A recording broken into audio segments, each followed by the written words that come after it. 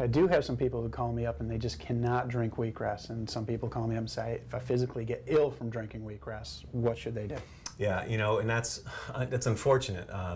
A lot of times, you know, when they get it from your health food stores, from your juice bars, if the grass isn't fresh, maybe it's a little older, it's going to make them sick. You know, there's really no way around that. You know, I do like to tell people that grass, okay, first of all, is a complete food. Why wheat was chosen is it is a little bit more of a palatable grass. It's a little bit sweeter. And you know, and I always say the taste of wheatgrass, and there's just the people like you said that are like they want to stay away from it. And unfortunately, it turns into a drunken night out on the town. You know, when you go out and you get sick from a particular alcohol, you can never go back to that because the smell of it's going to get you sick. So unfortunately, the people that have gotten sick from wheatgrass, they have a hard time getting back into it. But if they get good, fresh tasting wheatgrass, it's going to be fine. It's going to be smooth. It's actually going to go down pretty easy. Why we try to teach people how to grow it is so they know they get the quality of the grass. And I think what you're doing at Got Sprouts, and again, part of the reason I want to be involved with you too, is because you're giving people the quality. You're giving them the good seeds. You're telling them how to do it. You're explaining them how to do it. So when people get sick from it, 9 times out of 10, the grass is just bad. It's just bad grass. And is there a proper way to consume wheatgrass?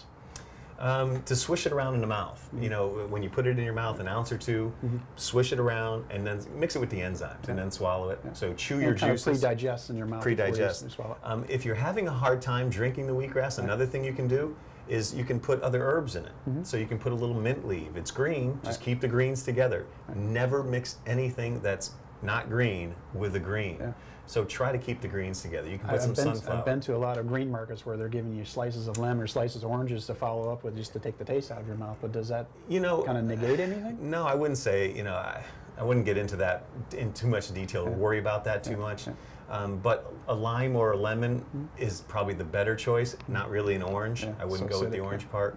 Lime or lemon is fine. And again, when you're juicing wheatgrass, if it is causing a problem, but you do want to stay on it, take some other greens, some sunflower greens, a little bit of cucumber, kale, spinach, cabbage, and just keep the greens together. What about people who, after they consume it, maybe an hour later, they start feeling achy or not feeling quite themselves? You know, wheatgrass is a cleanser. It is a detoxifier. You know, as much as it's a complete food, it's also a medicine for the body. You know, it's also trying to heal the body. So you have to be careful. That's why you don't want to drink more than 2 ounces. 1 or 2 ounces on an empty stomach. Wait about 20 minutes or so before consuming anything else. You can always drink a little bit of water afterwards too. Yeah, I usually tell people who are starting, maybe they're detoxing a little bit, so they drink some water to follow it through and flush it. That's fine. Yeah, that's fine. Okay.